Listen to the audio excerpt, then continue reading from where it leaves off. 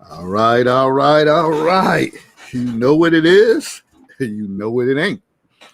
It's Thursday night in the Counselor's Corner. I'm your host, David Lorenzo Glover, aka the Controversial Counselor. Joining me is my co-host, Herb Lewis, the Big Bad Wolf. We are streaming live on Facebook and YouTube. We're going to take a look at a work romance scenario. You heard it. Work romance scenario. Damn, seemed like another tongue twister. I don't know. Maybe I'm just getting old or dementia, something. I don't know. But anyways, think about it. The pandemic is kind of lighting up. People are going back to work full time. Numbers are going down pretty much every place. So many people have been working from home. So you are at home with your children, with your wife, significant other, and some of us been back to work. Some people never left work. So let's just say for people who've been at home, now all of a sudden you get to see old girl at work. You know, the one that brings you a lunch when she has leftovers, makes that extra plate for you. Or when she makes your favorite dessert, she make these good old double walnut brownies. I don't know, just making up shit. But she does that. And now all of a sudden you're like, damn. Or you going back to work, they're like, man, I miss the way Herb smells at work, man. Coming in here smelling good.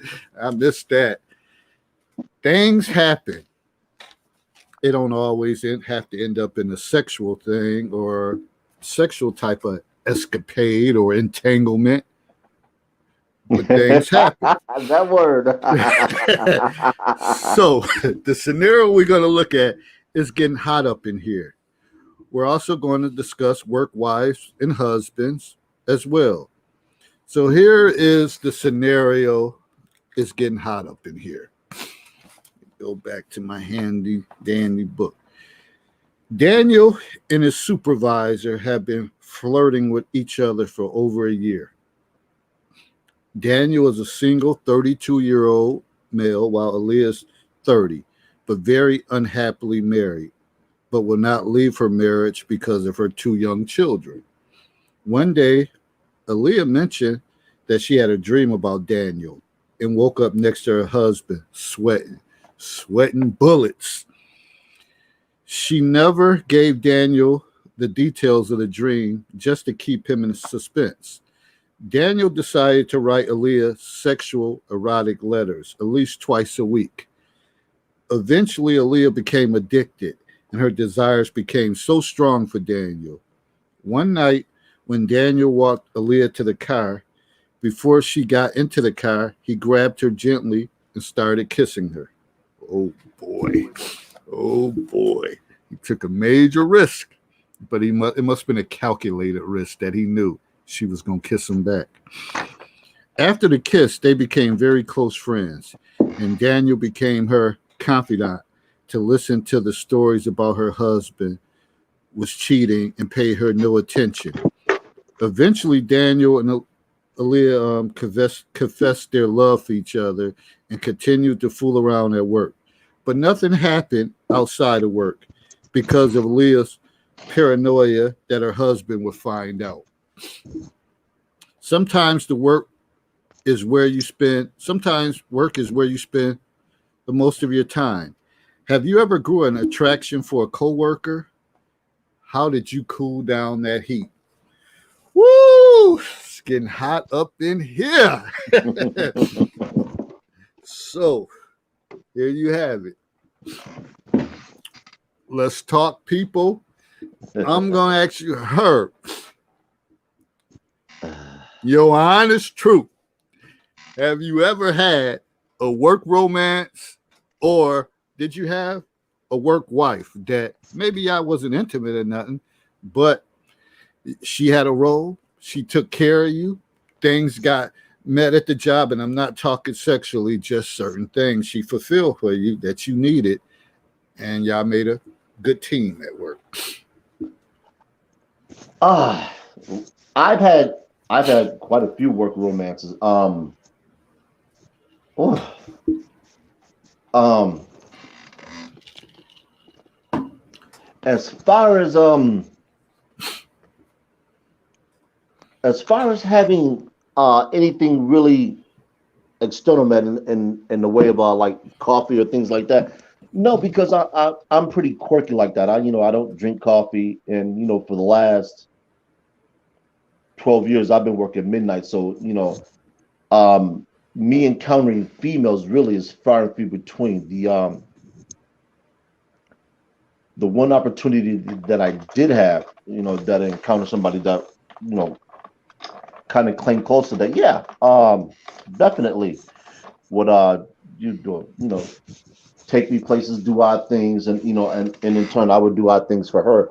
And that actually blossomed into physical romance at that. But then that also petered out just because of difference in personality. So I mean, for me, they exist. So I know they exist for other people, especially when you're dealing in businesses that run 3 shifts. I mean, the opportunities, they really become wide ranging, and it takes all kinds of people in all kinds of situations to make the world go round. Not, like I said, working on midnights, you kind of become seamless with the people you're working with because you're dealing with things differently. And what I mean by that is you're dealing with sleep deprivation, you're dealing with the quasi isolation. What I mean by that is this: your social life really isn't quite the same as everyone else's. You're you're dealing with a different clientele in terms of your guests, especially for me working with the public.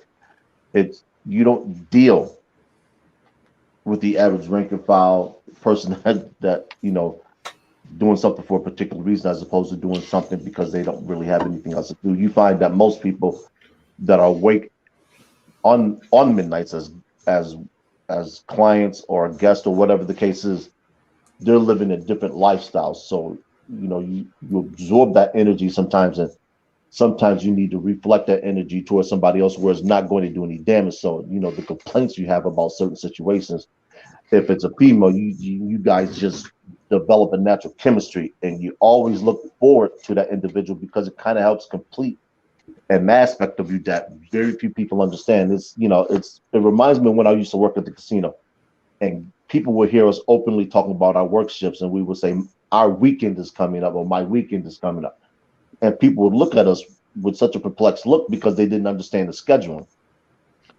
And what the casino had was they had a 5 days on, 2 off. So take myself for instance, my off days were always Wednesday and Thursday, no matter what. I could schedule a vacation 4 months from a day because I knew my off day. So I didn't have to worry about this. I didn't have to say, well, can I get these 2 days off? And so you would talk about those type of things. And if you were in the same department and you like, let's say you were in table games, your dealers or whatever the case is, you would develop a kinship. Hey, I need this. I wonder, and the person said, hey, I have this. They said, when can you bring it in? You didn't have to coordinate shifts. You said, hey, I'll drop it off in the office. I get here this time. You get here 3 minutes later. We'll meet outside in the parking lot, and we'll exchange things in that manner. And you just develop a kinship, and it's natural for people, whether it's male, male, female, female, male or female, to develop a kinship. That's what governs the world is relationships and rapport. So it's almost natural that if two people develop a rapport and they have some type of attraction, that they will develop some type of chemistry. Now, what happens with that chemistry is a completely different story, just as you alluded to. It doesn't necessarily have to be a physical romance, it can just be a platonic friendship to where you guys just really get along. You just say, you know what, I can't wait to get out of here. My wife is driving me crazy. The kids want this. People don't understand that. I want to go where everybody knows my name. It's almost the TV show Cheers is a perfect example of that. How those people all got along because they understood an aspect of each other that few people understood. So you go there and you meet your work wife, your work husband, or whoever it is, and you just say, "It's nice to be quote unquote home." Now, one of the comments, someone said, nobody who doesn't go through this understands. Well, If they work, they've seen it. They've seen it, unless they're delusional to everything or just don't have any self awareness, because it may not be you that go through it, but you see it and you're like, them two must got something going on. She always making sure she bring him a cup of coffee or whatever the case is, or when she goes down to the lobby or the cafe, she makes sure she brings him his favorite breakfast sandwich or whatever the case is. And when he comes in, he makes sure he has her favorite breakfast or something. It happens. I'm going to tell you it happens because at one time, I had 3 work wives at one time at work. 3. Yeah, 3. And they all had different roles. They all had different roles. One of them was, well, she wasn't my actual supervisor, but she was it was a unique situation, so that's a whole nother show or whatever the case is. When you get kind of jobbed on the job and you have to have special circumstances. But one knew me for a while, so she kind of knew my moods. Been around the family. So she kind of knew. She kind of knew was like, I'm not paying attention to David when he gets like this or whatever case. One, I became more of her confidant, and I looked out for her on the job because I've been there for a while. So I would make sure when it was deadlines to meet, I would cover down for her. So she wanted to make sure that I was always in a good place. So she would say to them, I don't care what's going on. I don't like when David is grumpy, whatever. So whether he needs breakfast, lunch, or something, I'm going to provide it, because I like when he's cracking jokes and laughing and not when he's keeping to himself. So all 3 of them. And, they used to be jockeying for position, or I might be in one of their offices, then I go into the other one. I wasn't trying to run a gigolo service. It was an education service. It was it was got a new name. Yeah. But Dave Gigolo. So they would say, don't come in here because you've been sitting in there the whole time. But it wasn't always. We got things done. I was always effective on the job. So that was that was one situation. And the bottom line is it happens, but why does it happen? And I got some different scenarios that I can go through, but I'm going to focus on this actual romance, and I'm going to go through my 5 steps in that. So we can kind of shed light on this particular situation. So I already read the scenario. So here's some of the perspectives. And this is the scenario where Daniel and Leah kind of got together. She had a dream about him. So if anybody who's just joining, and I'm going to read some of the comments too. Or if Herb, you want to glance at some of the comments, but let me go through the perspectives. The grass always seems to be greener on the other side. It's the devil at work. Sooner or later, her husband will find out. Whatever is in the dark will eventually come to light. They have gone too far, and now one of them needs to decide who will quit their job. Don't shit where you eat. Rule of dating: never date anyone that lives too close to you, co-workers, classmates, or someone close to your family. Dating someone as a supervisor, you would be compromising my authority and my integrity. Keep them as eye candy. Here's some knowledge. The situation never amounted to anything because of Aaliyah's inconsistent behavior and her unwillingness to take risks outside of work. Eventually, Daniel relocated to another state and they talked periodically. They planned to get together when he came to visit, but nothing ever jumped off, although she eventually left her husband. So Daniel had to take her for what she was, a bullshit artist. Action. If I were Daniel, he was better off just walking away from this basket case. I think he was more caught up in the fact that he never got the goodies, and clearly it was something he wanted. But is it worth to compromise his heart? Being they no longer have to see each other, it makes it that much easier. In consequences, if Daniel would have got with Aaliyah, my concern would be she was going to eventually get back with her husband, and they would have that would have left Daniel hanging out to dry.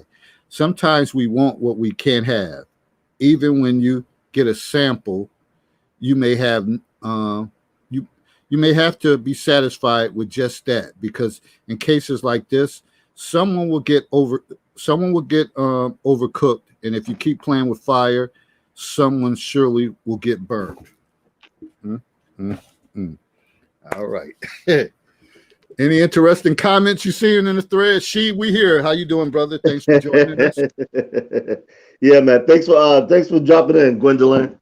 And yeah, I do. There's two actually. And I almost think they're in the same vein. I'll read the one from Facebook users that goes as this, that's stated like this. I never liked the work husband, work wife thing. I've had plenty of affairs though. And this is in part what we're talking about. It's similar to what Saria talks about when being in the Navy and being isolated on an aircraft carrier. You develop a certain camaraderie because you guys are, mind you, their situations were a little more life and death, literally speaking, than people who work in domestic situations. But even so, that camaraderie builds, and eventually over time, because you guys share certain things, you might even sit back and talk about the issues that you have with your significant other, and you'll just ask a random question. Do you have similar problems with your wife or with your husband, or what do you do when you reach an impasse or you want to discuss something delicate because you're just looking for ideas, and you'll say, well, this is what I do, this is how I handle this, and they'll say, okay, you know what, I'm gonna go home and try that, and it works.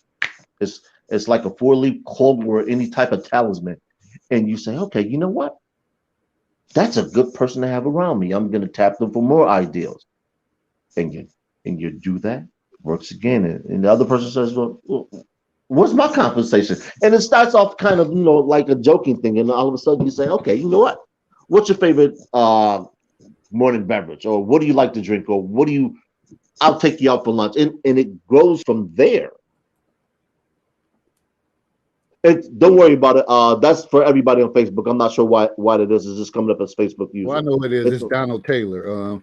Oh, my fault. I don't know why it comes up like that, but thanks for joining, Donald. We always appreciate your insight. okay, yeah. So it becomes something that really it kind of feeds itself. So I also want to look at the other comment that another Facebook user submits, and it says, see, I like discretion. Even when I had more than one at the same time, they were totally different shifts and had two different agendas, which is what we always talking about. And I'm not sure if the individual male or female, but this is what we talk about with the mating strategies for women. And let's just say this is a guy. I can have two different, sets of people, and they fill different roles. One could fill an emotional role, one could fill a food role. He might be single. He may not be a good cook. He may not like spending money. Say, hey, what's that you eating? And she says, well, I made this at home. He says, can I try some? Sure. And she gives him something. He says, yo, I can't cook, but I want that recipe. I'm going to try something. She said, you know what? Don't worry about it. Next time I'll make some for both of us, because you always look out for me. You always walk me to my car. You always make sure that if I need something, extra supplies, I got them. You go down here, you do this for me. And she said, you know what? I appreciate that. And that's another way that these type of situations come about. And I think people look at these always as physical, and it really just isn't it all the time. Sometimes you just need somebody who's on your team. And when you get somebody that's on your team, you do what you can to keep them on your team. And that's not a bad thing. It's not a good thing. It's just a human condition that we want to be surrounded by people that are going the same way, that are on the same journey as we are. it's funny. I was on a live stream today, and they were talking about team, and it said together everybody achieves more. And I've heard that before, but I've just never really kind of embraced it the way I do now. And I suppose it's because I'm coaching. Because most of the things that I do in my life, I'm solo dolo. So I live alone. I've been living quote unquote alone since literally since I moved out of my mother's house. So I've never really, other than maybe a stint of about 6 months, actually cohabitated with another female or just cohabitated with a female. So it's always been myself, doing things like that. So I've always been responsible for my cooking, my cleaning, and all of the other things that goes into being an adult person. So it's never been contingent upon me or important for me to share a living space with somebody else. So, when you have somebody else that can do certain things for you, it lightens the load. And anytime you can get somebody to carry any part of your load, or you can share a load, you're always going to take that. I don't know too many people that aren't. And I could tell you that I got through my whole master's program at work. I did some reading at home, but I did a lot of stuff while I was at work because I had been there for a while, so about 7-8 years at the time. So I had mastered my job.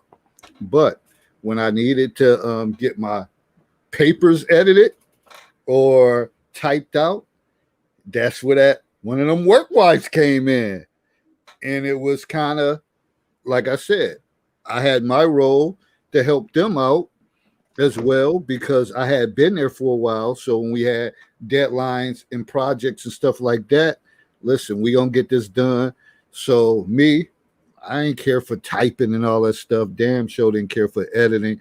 And at the time, put stuff in, I don't know if is it MLA and APA style.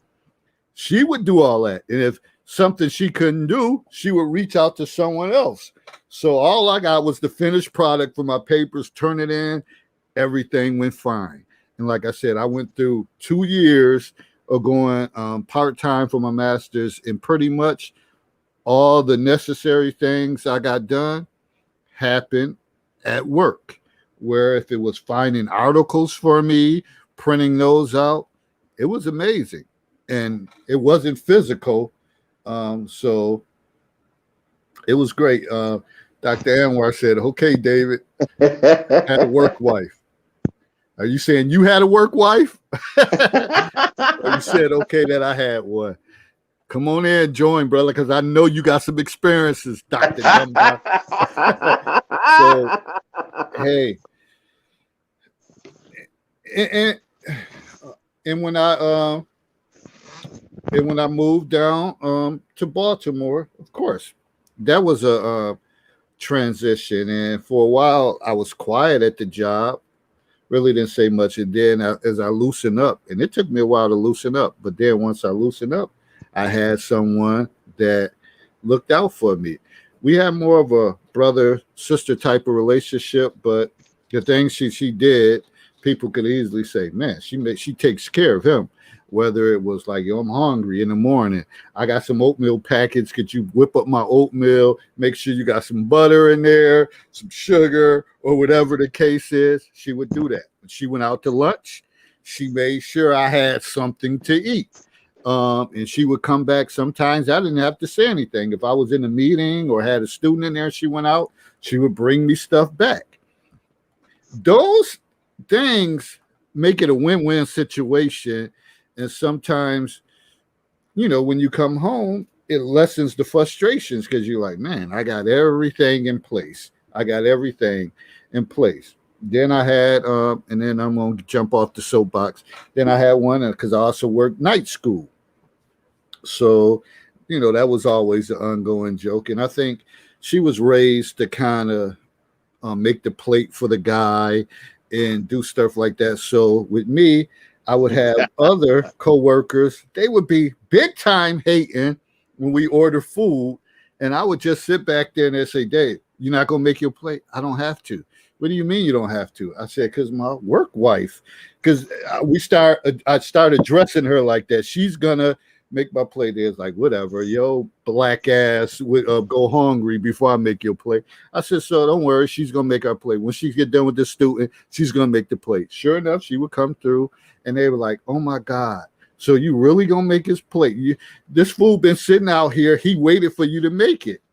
And she would say, well, this is what I like to do for him. I just like doing it. And I'm like, y'all need to stop hating and respect it, whatever. And she did that. And again, stuff was productive. Lines didn't get crossed, but you work together and you help out each other. Now, some people, they just can't deal with that terminology and stuff like that. And they may think that it's always something going on. Or you guys may sit back and say, I wonder how he would feel if it was a woman he was with and she had a work husband. What would he say? I don't know. I don't know if it'll be a little different. I don't know. What you think about that, Herb? What we get more territorial over that and think that women should accept it, but us as guys be like, oh, hell no. He don't need to be doing all that shit for you. Well, you know what? I'm gonna tie in a comment that Donald made. He says, "Yeah, I don't like people in my business like that. I don't care what people see in public, but on the job there are rules of conduct." This is the beautiful thing about two people who understand the other's situation and they respect the situation. Jealousy and envy, they always find a way to creep into something. Somebody's jealous that they can't get the treatment that another individual gets, or they're envious of the treatment that another person gets. And this is simple as what you say. Hey, look, I know I'm gonna get taken care of. Worry about what's going on in your world. People mad that they can't get the treats and the trinkets that you get. It reminds me of something. It reminds me of something that happened to me like literally almost 40 years ago when I was at the community center here in Niagara Falls, New York. You know, from time to time, we knucklehead kids, we do something, we get kicked out. So I did something stupid. I don't know what it was. I was prone to doing age appropriate things, and I got kicked out for a couple of days. And I came back in. I was like, "Yo, man, what a ball! What a ball!" The director came up and said, "Herb, you gotta go." But I was like, "Yo, I just got back in." He said, "I know, but you still got to go." And he had this drawl about it. Mike Thompson, and he said, "I know, but you got to go." I was like, "Yo, that's messed up." And then years later, it dawned on me that sometimes I'm going to get things because I'm me, and some things I'm going to get, and sometimes I'm going to get things because I'm me. In other words, I'm going to have something good happen to me because I'm me. I'm going to have something bad happen to me because I'm me. And I have to accept that. If we're going to accept the good that we get in life, then we also have to accept the bad, because that's where the balance comes in. And a lot of people, they never put themselves in a position to receive anything good, because the first time they do, they run and tell the world. Sometimes you have to take your W's just like you take your L's. Take them in silence, because that's the only way you're going to be assured of getting more. And a lot of people, well, no, why can't I share my joy with the world and everybody else? Because sometimes you don't need to. Sometimes you just need to learn how to be happy in silence. Because if you found $1,000, I don't think you're gonna run and tell everybody you found $1,000. You can take that $1,000, put it in your pocket. You're gonna keep it pushing, because you don't know if somebody else that lost $1,000 going to want that $1,000 back, and you might have to fight for it. So it becomes, do I know how to be happy within and not necessarily let everybody else know what I'm getting that they're not getting? Do I need to go, nah, nah, nah, nah, nah, you can't get this? So you didn't do that. You just say, hey, look, I'm gonna sit back because I already know what I got coming to me. I'm not worried about anybody else. I'm good. It's like the what the stewardess tell us when we on the flight. The first thing you need to do if the mask drops on the ceiling is put it on your face first. You don't take care of nobody else. Take care of home first. And if home is you, take care of yourself. Put that mask on, and then help the other individuals. And so you have to learn those type of things sometimes. And some people who are never the beneficiary of those things, they're always going to be on the side of taking the L's. Well, see, I think most people can't enjoy their happiness in silence because they had that like hero syndrome that they want the world to know it. Either they're not used to anything, so they want to broadcast it. And and who said it? Biggie Smalls, and somebody might have said it before that, but real G's move in silence. They don't have to say everything. They just sit back. They don't say anything. But some people are fixated that they want everyone to know, like you said, nah, look what I got, look what I'm doing. When really some of that stuff is not necessary. If you happy and that person is happy, leave it on, leave it at that level. But many people can't because if they're not showcasing it, which most people in this day and age is social media, they showcase and broadcast everything. So if you're not doing it, that means you don't have nothing going on. So you might want to slip up and say, damn, can we post a picture here? Can we do this? When we go out to eat, can we snap a picture and just say friends for life or whatever the case is? But you ain't been doing that, but your friendship was solid and all that stuff before. So, we live in that show and tell society. You know me, I have a strict rule when I'm dealing with people. Look, I don't care what it is that we do or what it is that we don't do. It better never hit social media. That's a hard and fast rule. What we do is our business. Let's keep it like that. It keeps the ship on a flat calm, and that's a sailing reference. If you don't know what a flat calm is, look it up. And it keeps everything smooth. You don't have to worry about this person trying to get in, trying to worry about this person trying to throw salt. You don't have to worry about this person talking about, oh, okay, well, I saw this and I'm going to do this. You keep the competition where that competition needs to be, and that's away from your little area of calm, your little area of if you will, perfection. Because a lot of people, they're always looking for ways to disrupt somebody else's joy. And I'm the type of person, I'm like, look, things for me are going well. I don't care what you see or what you think you see or what you know. Because if you knew what you did, you would speak a lot less. And it's funny how a lot of people, they think they know what's going on in somebody else's situation or circumstance because they're getting quote unquote information from an inside source, and they don't realize that the inside source is only speculating on things that they think they know, and what they think they know isn't the truth. It's just it's funny. It's like everybody's talking about Kevin Samuels being gay, and nobody's actually ever spoken to the guy. They're basing it upon the way he dresses, the way he speaks, and things of that nature. I'm just like, that's just funny. It's really comical to hear people take shots at somebody else because they don't like the success he's having, or they don't like this. And that happens in these type of work settings. You'll get somebody that's jealous, and they'll start salacious rumors and stories, and they'll say, well, that's why you don't never see him with you never see him with a female, or you never see her talking to any guys. She could be out there swinging from the chandeliers at night. You don't know. She might have a librarian look coming to work. Nice dress on, nice blouse, nice blazer, and she never talks about anything. Same thing with the guy. The guy can come in smelling good, hair cut right, nails well manicured, or he's gay. I've never seen a heterosexual man just like that. Hey, they could be wooing each other behind the scenes, and nobody ever knows. Until one day something slips up, and she ends up engaged. She comes in with that 1.5, 2 carat ring on. You say, what the hell is this? All of a sudden now because things have went so well and they kept people so isolated, they break the news together. And you say, well, wait a minute, how long have y'all been dealing? I said, about 1.5 years. We didn't know. You weren't supposed to know. It was none of your business. Well, how can y'all work together and keep this silent? How did nobody know? Because that's how we run our ship. That's what Don was talking about. So you have all these different um, ways of dealing with these type of situations that come together, and if the right people are in their appropriate energies and they're doing this, you have all types of things that can occur, and nobody will ever know. Let me ask you this, Herb. And I've posted stuff before the build up lead up to the show.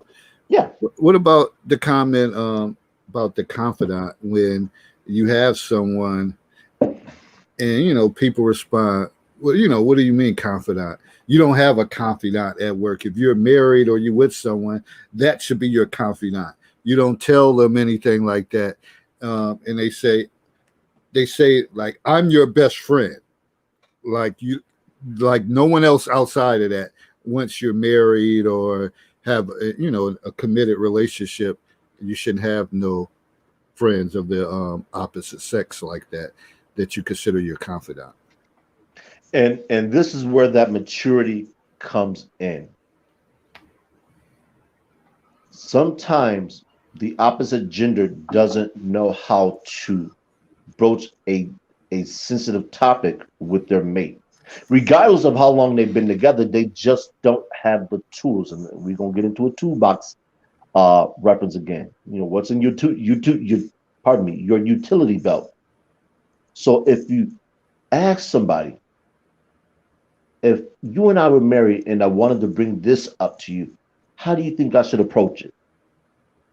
And you would say, hey, well, you know what? Sit him down, get his favorite beverage. If he likes beer, you know, get him a nice meal, serve it up to him, let him get relaxed, get him in his favorite chair, slippers, and ease into it. You don't want to jump right into it. Slowly get into it and give it to him slowly but piece by piece and let him digest it so it doesn't come as a shock. And especially if it's, let's say she wants to make a large purchase and they have an agreement that any purchase over X amount of dollars has to be discussed. And she went ahead and did it anyways, but she wants to break it so he doesn't blow up. And she's asking. See, everybody takes this confidant and information role and they run with it and they say nobody's supposed to be able to confide in somebody else about something that's going on in our relationship. And that is for me, I would think it is the absolute most difficult thing to ask somebody to do, particularly if they lack a skill set of being able to breach sensitive topics. And let's face it, we're not all socialized the same way. We might go to the same school, we might watch the same movies, do the same things, but we take them in differently. Just like I could sit here and tell somebody no, and somebody else will say, well, he screamed no at her. No, I just said no. Well, he has an attitude. No, I just said no. Well, I just heard the man say no. Or I just heard her say, well, she wasn't sure. We all taking things differently, even though they may not be different to everybody else. So it always helps to have somebody that can balance you out. It's the yin and yang of life. And it's the old adage, if a person is a hammer, then every problem they see is a nail. And sometimes we lack the social graces to be able to discuss things in a manner that doesn't bring or invite blowback. So if you can get somebody to teach you something or you can learn something from somebody, why would you not want to learn, regardless of who the individual is and where you meet them at? And it just so happens because we spend so much time at work in the confines of people that we come to know and understand, it almost stands to reason that you would confide in at least one of those people something that you may not speak about in the same way as you do your mate. It's not wrong or right. It's just human. It's just human nature. And sometimes with that, it just comes with the conversation piece. If you're, for example, an engineer or something, and your mate is, I don't know, into retail or something like that, and you come home and you're talking about something that happened at work, and you talking about some formula or something didn't match up in your frustrations and stuff like that, is your mate really gonna really fully understand that? Is she really gonna take it all in? Or is she probably gonna think, or he gonna think, like, I wish you would shut up about this shit. What are you talking about? Or whatever the case is. Yeah. And I think sometimes that happens. But meanwhile, you at work and something is going on, and you go into your coworker's office and like, look, such and such messed up on this, or the reason why this isn't working because of this, they're going to have more of understanding. They may have more. They may be more empathetic because they can feel with you in the situation compared to someone who has no idea what the hell you talking about, have no desire, because that happens, and not even in a male female, just regular friends. Sometimes people at jobs and they're telling you, oh man, it was a rough day, and you talking to them and you think like, what the fuck are you talking about, man? Like, please, let's get on the sports or something, because I have no idea what you're talking about. And if you don't have no passion towards that, and don't give me no hogwash to say, oh, well, if you're married to him, then you need to develop passion. Nah, it don't work like that. Some things it just has to be kind of instinctive, that like, okay, it's a natural thing. It can grow on you, but some things you're like, I have no idea. You're talking about formulas and us, and I always hated math. So it never registers in my head. But meanwhile, it may register in someone's head that's passionate about it. You know, I'm just throwing that out there. Hey, come at me as you like, but that's just another thought. Well, I'm going to deal with the whole marry concept in a different way. Let's say you go into work,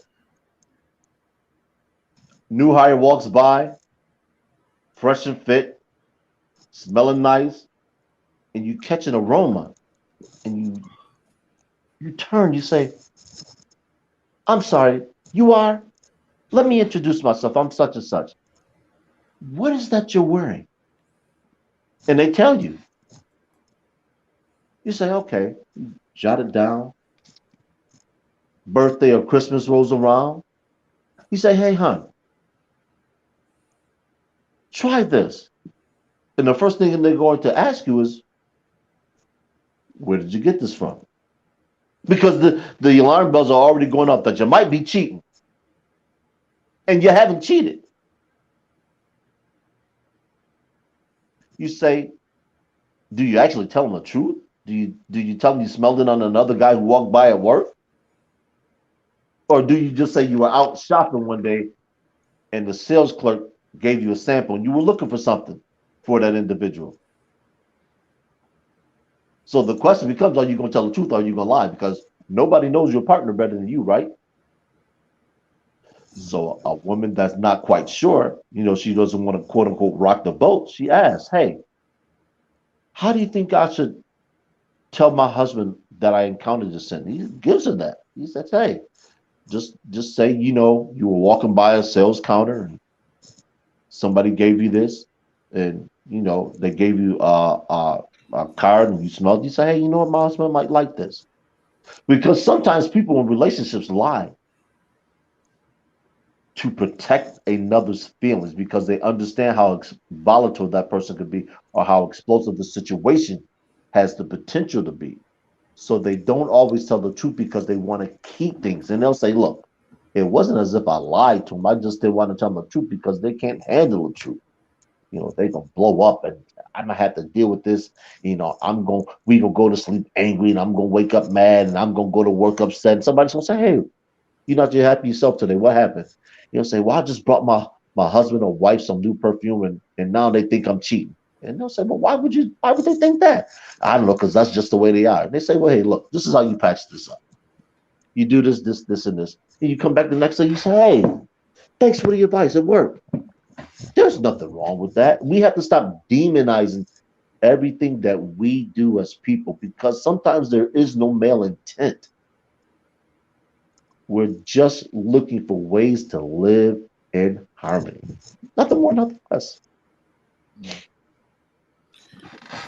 Which which reminds me of that this post. I'm trying to find it. I posted it earlier. Bear with me. Well, I thought I posted it. Then hold on. Go ahead. Continue on talking to her. Yeah.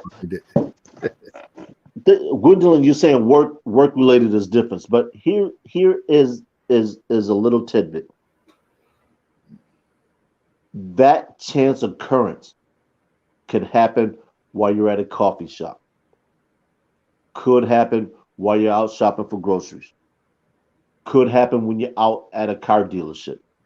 You can encounter something just about anywhere that might change something that you do or change something that you want to do. You could be at a bakery. Somebody picks up a cannoli. You've never had a cannoli before. You say, "Hey, what is that?" They say, "Well, it's an Italian pastry called a cannoli." Or take one of my personal favorites, baklava. Kataif is even sweeter, but let's take baklava. You're looking at that. You say, "I've always wanted to try." They say, hey, you don't have to buy it here. Try a piece of this," and they give it to you. You say, "Yeah, that's fantastic." And I say, "You know what? If you try it with some ice cream, it's even better." So you get a couple pieces. You pick up a piece for yourself. You pick up a piece for your mate. You take it home. You say, "Hey, hon, try this." And they're gonna look and say, "Well, where'd you get this from? You don't need this type of stuff." And you say, "Hey, I was in a bakery. I saw somebody and said it looked interesting. They gave me a piece. I tried it. I liked it. I brought some home for us." And all of a sudden, now the suspicion started to grow. When you were just experiencing something new. I always stress, it's like Kevin Samuel says, especially for women. Always says, learn to say yes because you never know where that yes takes you. Somebody gives you an extra pair of tickets to a gala. They're not going to be able to use them. They say, "Hey, take you and your husband. You always bring me coffee. You always cheer my spirits up when I'm down here. Take these. I can't use them." Or the boss comes down and say, "Hey, you always do the extra things for me. Hey, take these two tickets. Your husband's a sports fan. Take these two tickets to the Bills game, or take these two tickets to the Knicks game, or take these two tickets to the Lakers game." And you can say, "You know what? I can't do that. My husband would get upset." So you get home, you say, "Honey, you know what? I knew you'd get upset if I took these tickets to the sports game, so I turned them down just because my boss would give them to me." How do you think he's going to react if he's a Laker fan and you don't know anything, but you don't want him to be upset? Or she likes fashion events, art galleries, art openings, museum exhibitions, and you say, "I turned them down because I didn't want to upset you. We had plans tonight," and she's going to look at you like, "You did what?" Case in point, we had the excuse me, the Vincent Van Gogh experience coming to Buffalo. I think in the next month or so. I don't have the time to go, but I know people like art. There's some people might be Van Gogh fans and say, "You got tickets?" Because I have friends that like wine. So if I had the chance to go to a wine tasting and somebody gave me the tickets, I would call this individual and say, "Hey, look, what are you doing at such a day? I got wine tickets. Let's go to this wine pairing." And I say, "Cool." It doesn't always have to be romantic. It doesn't always have to be work related. Sometimes you can encounter something anywhere. The question becomes, are we open to new experiences where nothing else happens other than the new experience? I'm always looking for a new experience. This is why I like to travel. I never know what path I'm going to take in terms of, or I never know where the path is going to take me in terms of learning things. And even at work, I encounter people, where I make a connection, where we're just having a discussion. We'll exchange personal information, email addresses, phone numbers, or whatever the case is. And further down the line in life, I'll reach out to them and say, "Hey, look, you stay here and here, and we talked about this. I would have thrown this idea to you, see what you think about that." Sometimes we never know where an ideal comes from, a business leader or inspiration, provided that we open to them. And if you're not receptive, then you're gonna lose a whole lot more than a relationship. So, yeah, and what you're saying is factual. Sometimes you have to open up your ideas. Sometimes people turn you on to things that you never done before, and it actually may make you a better person. You just got to be willing to open up to that. A lot of times we get caught up, and as we get older, we're not willing to open up to new ideas and new things. So we stay stagnant for years and years and years. So you have to be willing to give something a try. And I'm and I may be, I may sound hypocritical saying this because I'm stubborn and get sometimes locked in my way. But I mean, I'm willing. You might have to just push me a little, then I might say, all right, I'm gonna give it a shot. And it's been times that I gave things a shot, and I'm like, man, all right, this was all right. This was different, especially when it comes to stuff like food or trying something different. Yeah. But I'm kind of funny toward that. But this is one of the things that I had posted earlier. It said having close work relationships isn't a bad thing. It's also not appropriate to have an attraction to someone other than your spouse, as long as you handle it correctly. And I said, thoughts. Would you ever tell your spouse you are attracted to someone else? Now I went a little deeper uh, because I know most people probably wouldn't be able to handle if you like, man, came home and said, hey, oh man, I don't even know how you would put it because either way you put it, if you're telling a man, oh, we got a new guy that came in or intern, oh, he a little hot little something, or I don't know how either side could take it, but from this information after doing research, this is what they were saying. And I'm like, interesting. I don't know how I would take it, so I'm not going to defend like, oh yeah, but you should be able to do that. I probably would say something smart out my mouth, whatever as well. I just wanted to put it out to see what other people would think. The funny thing about that is this. As we get on the other side of life, when I say the other side of life, I mean for those of us who are 45 and over, and we're approaching, what some people call midlife. If you're in an office where, the college intern walks in and the college intern reminds you of a female that you once dated, just she right. She dressed well, she hair's done well, nothing pretentious, just wholesome. And if you can't share that with your mate, I feel bad for you, honestly. I really do. Because it would be the same thing if you were sitting up watching a movie and your favorite actress or actress came in and you just started salivating. Would your mate really be offended and get upset? Because I think most people in the world has a celebrity crush. I have about 4 or 5 women that can knock on my door right now and I get up and log for this live stream and be like, yo, I gotta go. I got some business to handle. There's nothing wrong with that. And I'll reiterate, we have to stop trying to demonize everything that we think is quote unquote wrong. The one thing that attracts you to people works for just about anyone that falls in that sphere of attraction. So you can have a multitude of people who fit an attraction for you. It's not wrong. It's just human nature. So when did being human become morally corrupt? That's just something I don't understand. Like anybody that I'm dating or dealing with, they could say, hey, you know what? I saw this guy look good. I said, well, did you get his number? Why not? Relax. Relax, people. It's life. And if you keep going through life so uptight, so pretentious, then any little thing is going to bother you.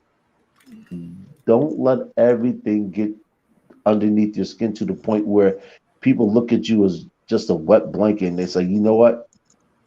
He can't take a joke. She's uptight. She's always walking around. She has a broom inserted in her anus, and I don't want to be around her. I can't stand it, man. She takes everything personal, or he's just an anal orifice cavity. And you know what? I don't know how his wife deals with him because he's just a smuck and he's curmudgeon. And that's how you avoid those type of things. You have people that are just like literally, they're the life of the party because nothing seems to bother them. And people ask, well, let's just say, nothing seems to offend you. You say, why should something offend you? Or why should something offend me? And if something does offend you and not, you find that person offensive, man, just walk away from them. I tell my mentees this.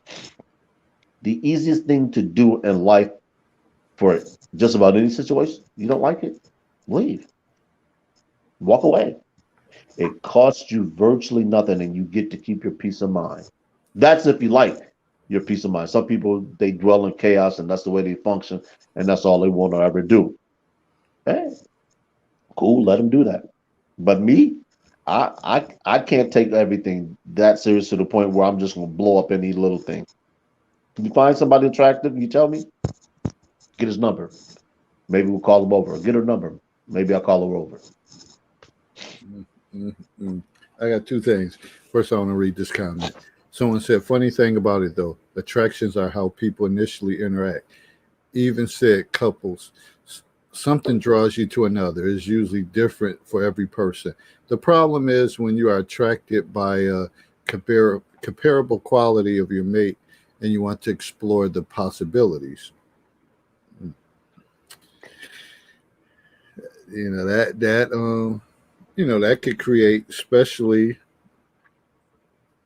and I'm thinking, and hopefully I'm not off with this. When I think of that, you have your mate, then you have someone that comes in as an intern, and you say, "Man, she remind me of your woman, your wife, back when she was younger." Yep. But now, your woman, we all get older. You gain weight. You start doing everything. You just live life. You have kids. You got things you have to do after work. So you may not keep up. But now you got this younger lady. Her mannerisms is just how the woman, your wife or your significant other that you met, and you like, damn. How does that work? Does that create chaos that you want to explore and say, man, I want to relive those days?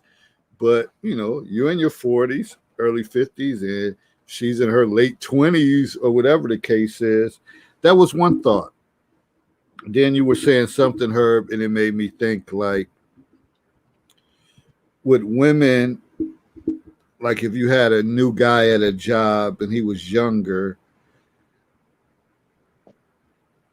would the response be different for them, as a woman in her 40s to say, listen, oh my God, this guy can't catch on to anything, even though he's younger, I don't have time for it. And there's no, even though he might be a nice looking guy, but her frustration level may be different because, listen, I'm trying to get this done. He's holding me up. Whereas a guy in his 40 something, and you got a younger lady coming in, would that create more chaos where you were like, and you're in a more coachable role, but you're like, damn, she's sure looking good. Like you may pay your frustration level, maybe you may have more tolerance for her. Like these are little things that happen, little quirks that just throwing out there to see because it may be different as far as gender based. Well, that dynamic is always going to exist, and I think there really isn't any way to guard against that. But I think the way to deal with it is first you have to understand that that dynamic can exist, and once you understand something can exist, you're better able to deal with it. And I think the first problem that we all have as people is denial. We have a denial about our own roles that we play in our own lives and our own outcomes, and we'll say, "No, I can't be susceptible to that. I've been in this position too long to be undermined by a female that comes in." It's just like you said, somebody could come in and remind you of somebody you held dear, so you want to help that individual. Conversely, somebody can also come in and remind you of somebody that you loathe, so you want to see that individual fail, and that could be the same thing for a woman. Yeah, the intern comes in, he's wearing a scent that reminds you of something that one of your exes used to wear, and your ex did you dirty, he was cheating on you. You say, you know what, I don't like him. And the guy was like, he's been here 3 weeks. Yeah, but I just don't like him. I don't like his mannerisms. I don't like the way he dresses. I don't like what he wears. He's just late with everything. What could he be late with? He's only been here 2 weeks. Well, I just don't like him. So all those things they play a role in how we treat people. Not when I and I'm different. I already know this. So just because the things that I've had occur lately with new hires, I tend not to really engage. I've gotten to the point now where at work I just work and I don't say anything to anybody. I found out that's just the best way for me to be at the job. Doesn't mean I treat them bad. Doesn't mean I treat them good. Just means if they need something, I'm going to give it no fanfare. I'm going to give the information. I'm going to be as sterile as possible, and I'm going to move on. I'm not trying to cultivate any non-work relationship. And for me, it works because I only really have one other person that I work with, and him and I, we always communicate when there's a need to get the job done, and after that, silence, and it works for us. And that's I just in the era of Me Too, I find that works best. I don't have to worry about none of the nonsense. I don't have to deal with how she's feeling or how they're feeling. I don't have to worry about bringing this individual anything. I don't have to worry about anybody bringing me anything. I'm just like, oh, this is cool. It works. So that dynamic definitely exists, and I think it's like you always say, KYP, know your personnel. Sometimes you have to know yourself because if you don't know yourself, then you're in a far worse situation than you could ever be if you don't know somebody else. And when we think of that Me Too movement, is it that, man, we're kind of handcuffed on what we could say or the way that we can operate, where women may be able to say little things like just a simple thanks, hon, but there's no way in hell that someone can hand us a paper and we say thanks, honey, or thanks, babe, or whatever the case is. To me, hon, babe, same thing. Same thing. But are we handcuffed into what we could say is they're able to just be themselves because of that movement? Just a thought to throw out there. Yeah, and it's there's a comment that actually hits on that. It says when I mentioned office romance, granted this isn't a good policy, but things happen. But it's the maturity of the two people involved, how it's handled, and no one's privacy is invaded. This keeps office gossip down. I agree, and this is what Donna was talking about earlier with the discretion and what you're talking about, Dave. People are still having office romances, even in this Me Too era. But the people that are doing it understand how to operate in the environment. They've adapted, they have improved certain things. They probably use the office email a little bit more. They probably slide off into a corner that's not monitored, or they probably have developed a secret message of communicating. You'll say, okay, look, when I say this, this is what I mean. Or when I do this, this is what I mean. Oh, a little wink, a little nod, a little, whatever it is to grease the sled, so to speak. So everything kind of moves in the way that we want. There's people have the excuse me, the ingenuity of people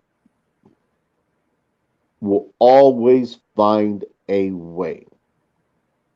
And I think as long as people are willing to find a way, they will do so. I don't want to say take a risk, because sometimes there really is no risk.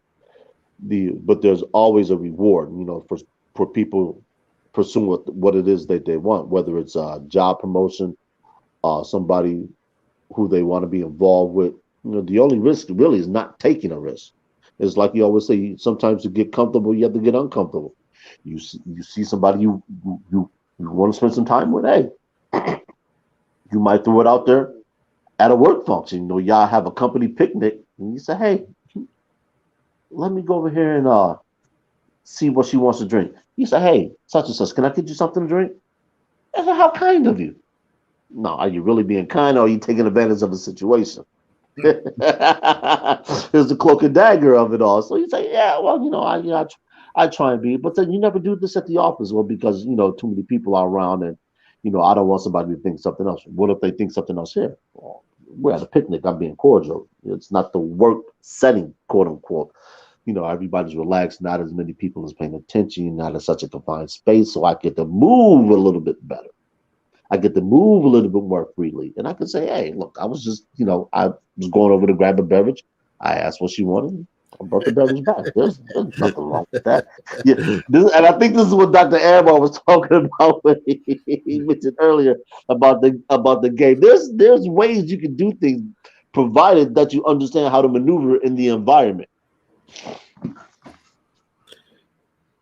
Yeah. Let me see what other comments. Somebody said it's a societal stereotype. Men are big, strong, assertive, aggressive, and women are the dainty, weak, gullible, innocent subjects. Which is probably far from the truth as far as that. Women could be very aggressive on the Mm-hmm. job. Very Believe that. Believe that. to the point, as a man, you're afraid to say something. So all this, it just creates a bad work culture. Period. When you always got to feel like you're walking on eggshells, and you can't be yourself. People can't send jokes or whatever, funny things, whatever. It's like almost like you got to be robotic at work. Yeah. Unless you're someone solid in who you are and you can take it. No one can compliment you every day and say, "Nice shirt," or whatever. I like your coordination or whatever the case is. Because if a guy said it too many times, okay, women tend to pick up on stuff that the kids say. Oh, he's very creepy. He's always complimenting. How's that creepy? What he just said, you look nice. You look nice today. Yeah. But women can say it to guys, and you just keep it moving and don't say anything. It's just, I don't know how we win in this situation that we're in the things that's going on. That was one of the, Monday's show. That was one of the things I was trying to bring up is that how the landscape between male and female, just the dynamic between male and females, and the landscape has changed to the point where you can't even really be quote unquote a man because of the way things are going to be perceived. And just like you said, people say, "Well, he's creepy." Since when is giving compliments creepy? Unless that female doesn't want those compliments from that particular male. She wants them from another person. That's the caveat that we never really get to discuss. So if I come in and I give a female a compliment and she doesn't like me, she doesn't find me attractive, well, it's creepy. But if another guy comes in, she's attracted to him, he gives her the compliment, oh, she's blown away. You never pay attention to me. Oh, thank you, thank you, thank you. It's like you said, how do you win? Sometimes you win by not competing. Mm. So now we have a culture, where the work is so sanitized, and like you said, everybody's robotic, that you dread going to work. There's no laughter, there's no joy, it's just nothing. It's like walking into a morgue. Nobody really wants to work where they don't have some type of enjoyment, where there's not some type of laughter, to where you can't have some type of comedic relief. It would be like going into the cafeteria of your work or having the same thing to eat day after day after day after day. Yeah. Who really wants that? You want to live your life like that? Do you really? We work about, the average person probably works 45 to 50 years. Do you really want to work? Do you really want to spend 1/3? I think it breaks down to about 1/3 of your life working at a place where you can't have a laugh, you can't share a joke, you don't get any comedic relief. That's just dull, boring. It's uninspiring. It would make me. It would just. I'd probably rather go dig ditches and go weather to the work in a situation like that. But that's just me. I like to have fun sometimes. I like to crack jokes. I like to look at things in a different light and just say, you know what, man? That was about the weirdest thing that has ever happened. And I've seen some weird things on the jobs that I've been a part of. And I just look at my coworker. We just, yeah, that was crazy as hell. Yeah, you see Yeah. it. And I want to bring Dr. Anwar here, but I want to say something. And just think about it. If you spend the majority of time at work and you got to be robotic and uncomfortable, how the hell, when you come into the house, whatever, and you have a whole family, how does that work? You're supposed to come in cheerful. How was your day? You already know how my day was. It was, excuse my language, fucked up, whatever. As always, I was robotic, couldn't be myself. Now I just want to come and unwind and find myself. I don't know. We being conditioned, whatever. We being bamboozled with these laws and policies that we can't really be ourselves, whatever. And that's why some people say do for self, get your own businesses, and do all that stuff so that you can run your own show. But that's not the case for everybody. So that's just that. What's going on, Doc? What's going on, fellas? Take a break from my Chipotle burrito here and come up and join y'all for a second. Joe, that work, hooking up at work, man. Yeah, you got to be careful with that, man, because I've seen that go really, really bad.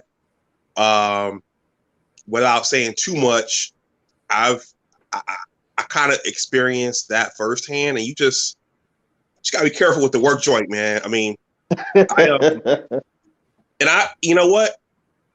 And I'm a little liberal with the compliments.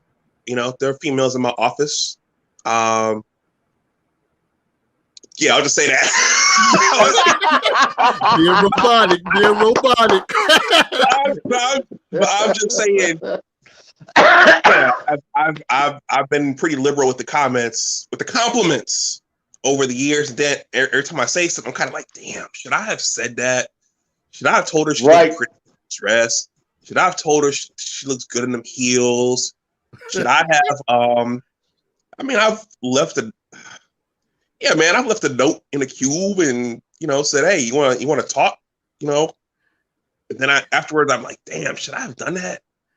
And she gonna tell him, she gonna write me up because that's the time we live in now. But also, even if you weren't, if you talk to someone and it goes bad, it can go bad. Whether you're one of the staff employees or whether you're one of the managers, and the managers, depending on where you work in the organization, the managers be getting it in, and sometimes they get busted. So you gotta be careful. You just gotta be careful. And then if folks see you going to lunch, it could be something completely platonic. Ooh, we saw Anwar go to lunch with Nicole. Y'all talking? No. Why do you care? Because folks care. We see them together all the time. I think something's going on. It can, yeah. So I think if you're gonna talk to someone at the workplace, you just got to be very quiet about it. Talk about it ahead of time. Say, hey, if this don't work out, we're gonna be grown adults about it. Gonna put our stuff out there because once it's out there, it's out there. So This is true. This is true. I've been there. Trust me. I've been in a situation where at work it blew up, and when I say blew up, I'm talking nuclear fallout. Get the hell out of Dodge. There is no safe space. The funny thing about that is this.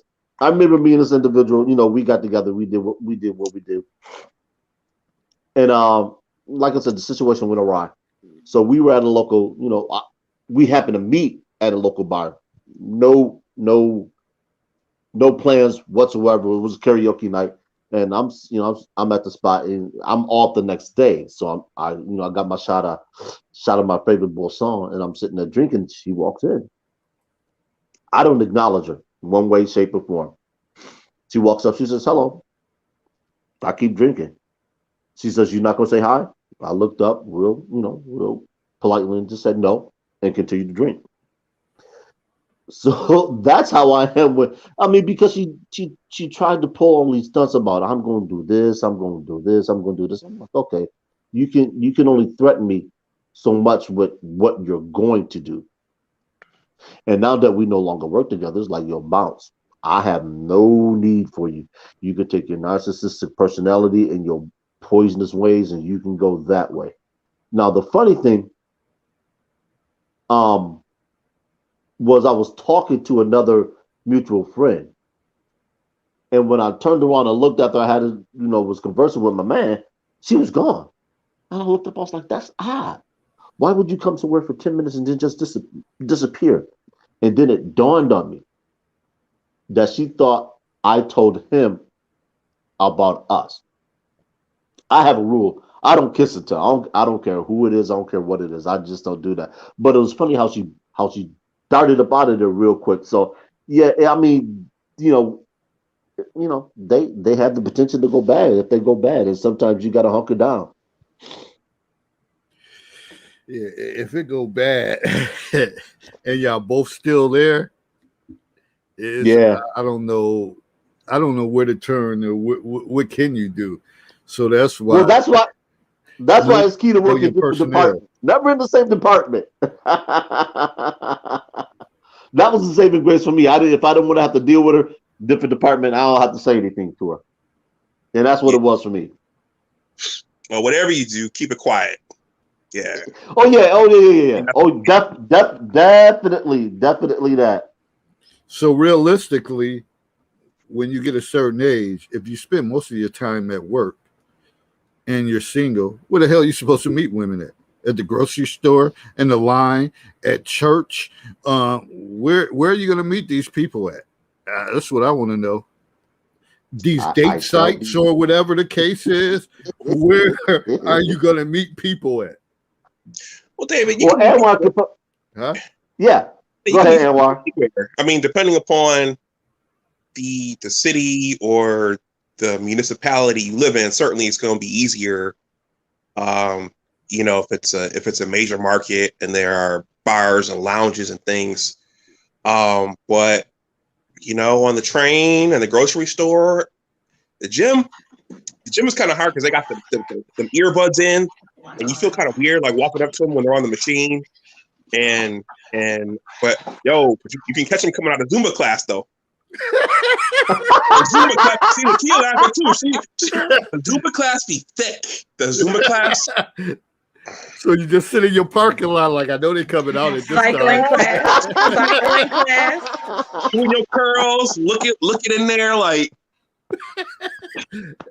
okay, they about to let out right now. Yo, David, yoga. Don't sleep on the yoga. The ladies be in the yoga class.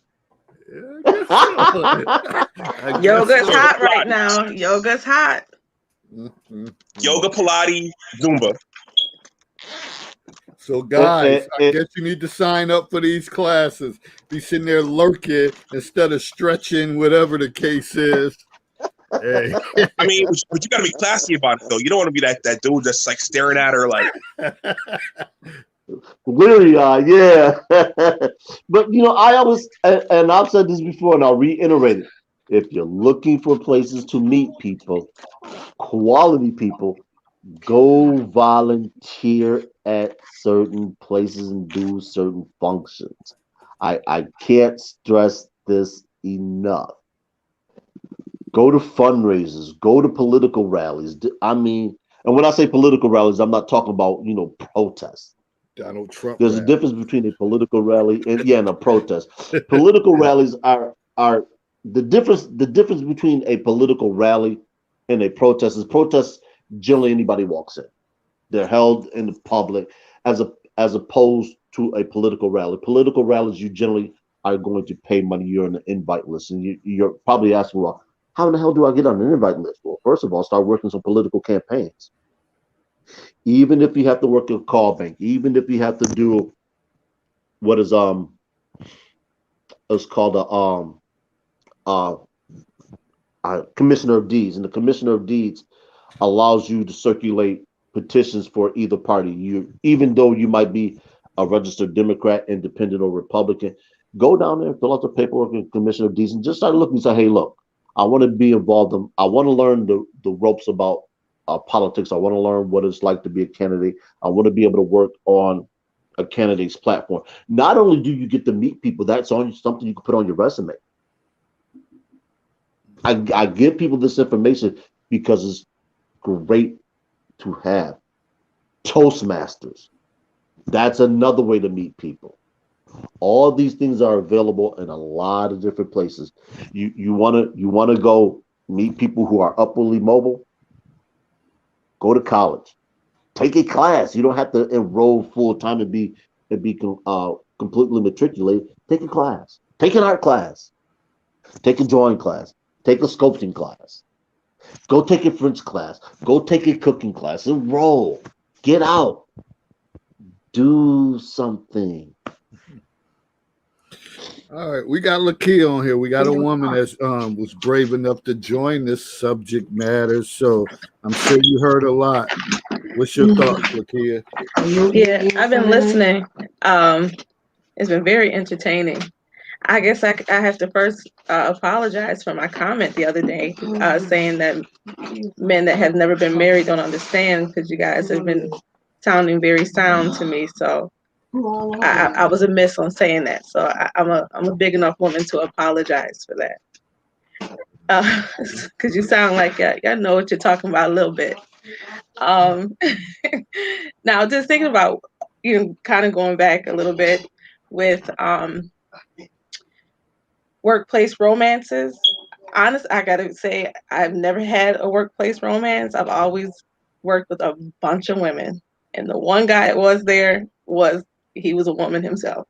So, so I can't really feed into it. But maybe on the other end, if it was my significant other had a work wife, I think at first I would probably be a little jealous about it, because with the way things have always kind of shown up in life, it's like, oh, something, it has to be more.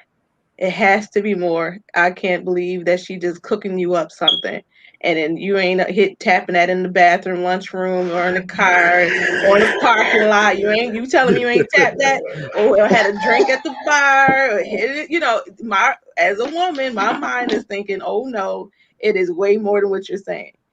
But I've always desired to not think that way. To be honest, I've always desired to be a little bit more mature thinking, and really give my guy the benefit of the doubt and say, he's really a class A guy, and he wouldn't do that.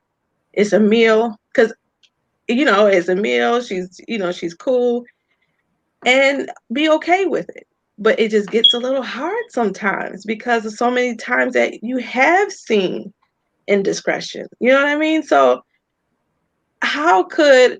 what I would ask you guys is, how could you let your woman feel comfortable in knowing? And I know that's a hard question to ask, because like we just gotta be comfortable. But what ways could you help your woman be okay with this thing, if you guys feel like it's okay to do? Here's how I answer that. Can you dunk a basketball? No. So no matter what I do for you, you are never going to be able to dunk a basketball. Correct? So I get what you're trying to say. So in other words, to put this in layman's terms, you can't help anybody do something that they are incapable of doing. So then the situation where the question becomes, how can you make a person comfortable with them being unable to do something? The first thing an individual has to learn is their limitations. So if you understand yourself, and I said this earlier, and I can't remember what philosopher, I'm not sure if it was Sun Tzu in The Art of War.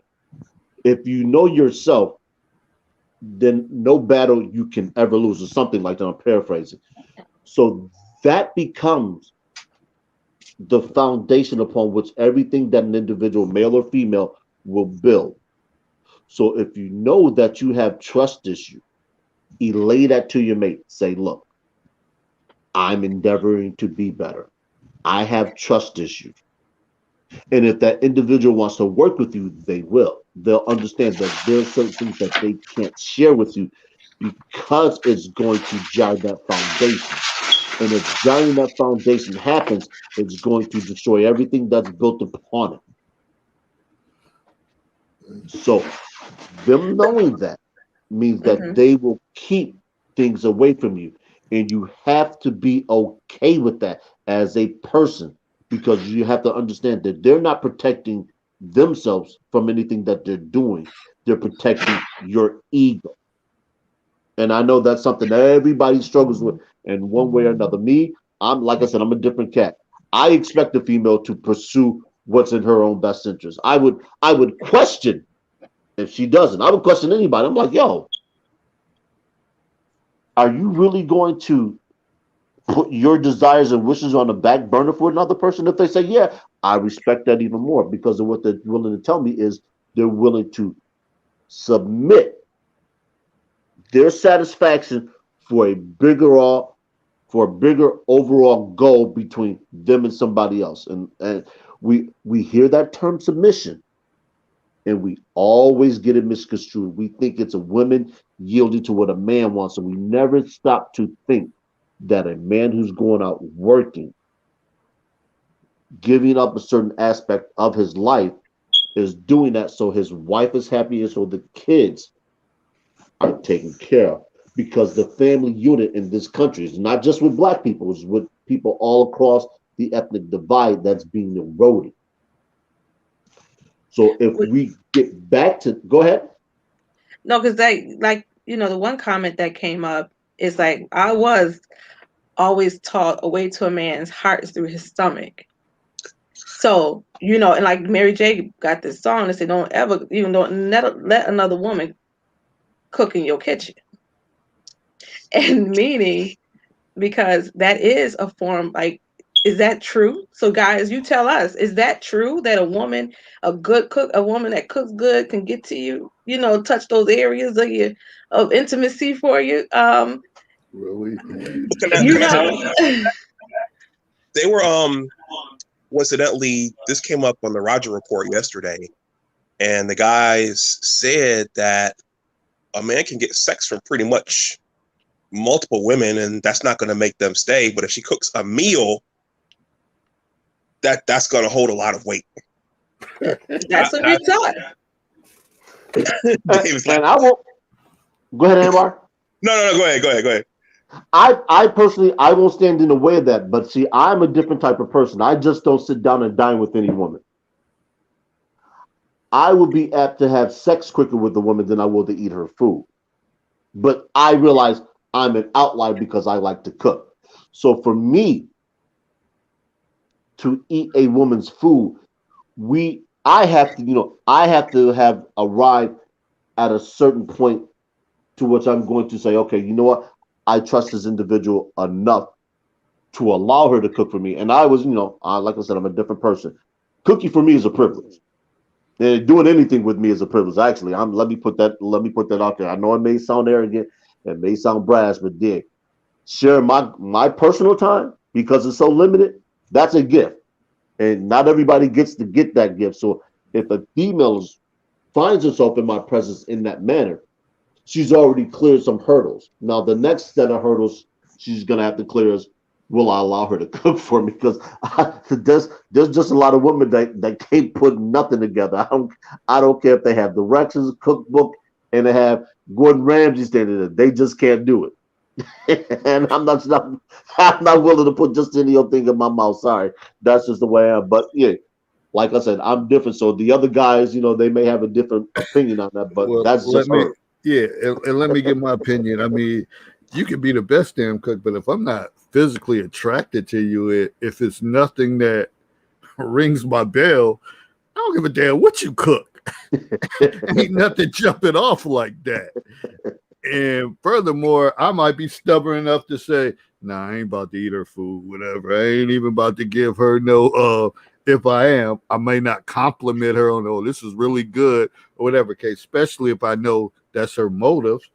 So Nah, I'm not checking for that form of intimacy for everything because somebody cooking. Some people, if somebody cook it, coworker, your ass just eat it. You just eat it because it's free and it's there. So I'm not checking for that one.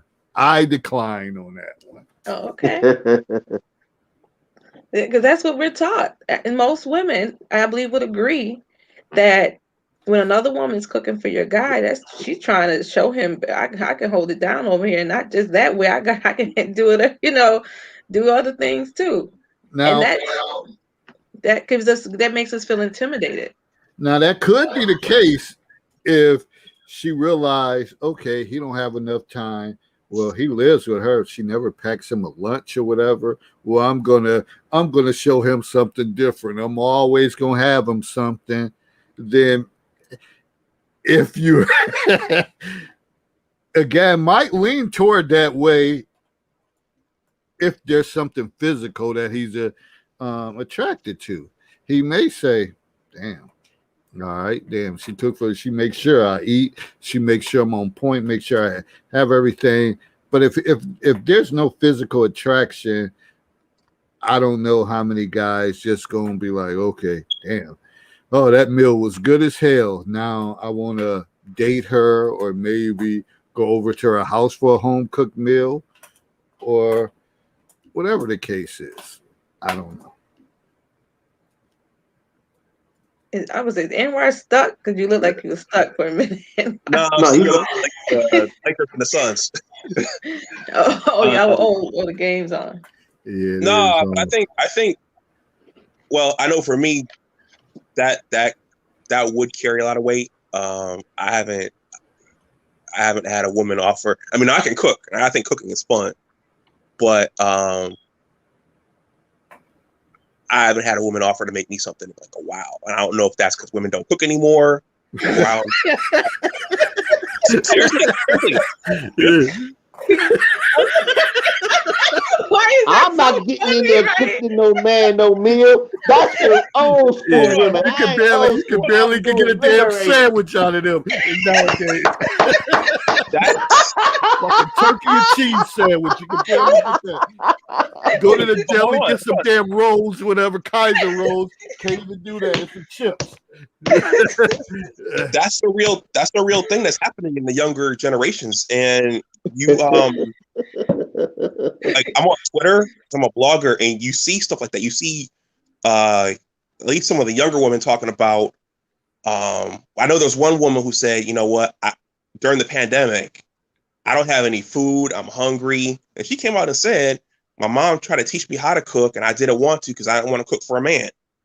And there are some women who detest I think doing that for a man. So No, I'm not trying to start anything here. No, that's true though, because go ahead.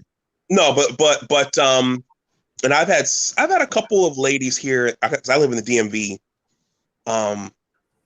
who've wanted to talk, and I think we went out a couple times, and I was waiting for them to, okay, we've gone out a couple times. All right, now it's time for you to, or it would be nice if you, but I wasn't going to tell them to do it. Mm-hmm. But that seems like a rare thing nowadays. No, you're right. Go ahead. Go ahead. You know, the funny thing, this is why Kevin Samuels always asks about their recipe and cookbooks.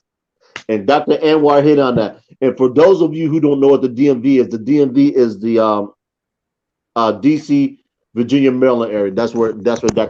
Anwar is, for people that may not be familiar with the terminology. Oh, you just trying to tell all the ladies that's watching where he lived, try to cook him a meal. Trust me, the DMV is a big area. I mean, this is why he always hooks up with another gentleman, officer of the goddamn law, Charles Faulkner. He's down in that area too. But see, this is what we were trying to relay last Monday with the manosphere. It is brothers from all over this country. Actually, brothers in Europe as well, especially in the UK, where a lot of brothers are concentrated. This is what we were trying to relate to the women on on the panel is that there are brothers who are upwardly mobile like David and Dr. Anwar. I don't necessarily consider myself upwardly mobile just because of the income bracket that I'm in. Those gentlemen are in a different income bracket, you know. So they will be classified as the movers and shakers, where I'm, you know, I'm just a steady Eddie. And I have no problem with being a steady Eddie. It allows me to tag along on outings that these two gentlemen were having. I can just sit back and I can say, yo, look, this is cool. Sitting in cigar lounges, watching these, you know, fellas smoke these $100 cigars. I don't smoke. So for me, it's, you know, it's an experience. But nonetheless, I like being around that type of crowd because I get to see how they move. And, you know, these are some of the things I always try, you know, to get the younger brothers to understand is that you don't always have to be the biggest man in the room. You don't always have to be the smartest man, the best dressed, the most successful. If you hang around those people long enough, they will see you and you will be invited in just by virtue of hanging around them. You know, it's put it this way. If a millionaire comes through and he has his entourage and he says, hey, you, come along, let me show you the ropes. Are you going to tell him no? You're going to tag along with him, regardless if you're making $100,000 or $20,000, because you want to be a part of that crowd. You want to be a part of that group. You know, so these are all the things that work in that sphere. You know, we talk about, you know, workplace romances, but all of that is just another way to connect to somebody. You know, like this So to whether share. it's cooking, Oh, oh, I thought you were done. I'm sorry. go ahead. No, I thought you were No, go done. ahead. Go ahead, finish your thought. Mm-mm. So whether it be cooking, a social outing, or a picnic, is another way to make a human connection. And at the end of the day, life is all about relationships, all about rapport, all about relating to somebody. So I read this in an Indian restaurant and I've never forgotten it. And it was so profound. It said, food is a gift from the gods, and cooking is a form of praise. And I've never, ever forgotten that. We as ADOS people, or, you know, as Dr. Claude Anderson like to call us, Native Black Americans, food used to be central in our culture. Sunday dinner was a must. Didn't matter if you didn't like the in-laws or whatever the case was. You brought your behind home on Sundays after church. You sat down and you ate as a family and you had generational conversations. The kids were there, the grandparents were there, the parents were there. If you were fortunate enough to have aunts, uncles, nieces, cousins, you got there. And this is where all this information came. So the kids saw how to behave, they saw how to treat adults, they saw how to behave in certain settings, and they knew what was acceptable and what wasn't acceptable. That's gone.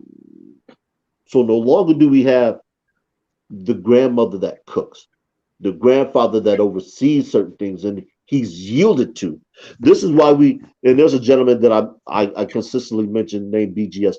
This is why we hold BGS in such high esteem, that when he comes on the panel, we yield to him. We yield to his knowledge, his wisdom, and most importantly, his age.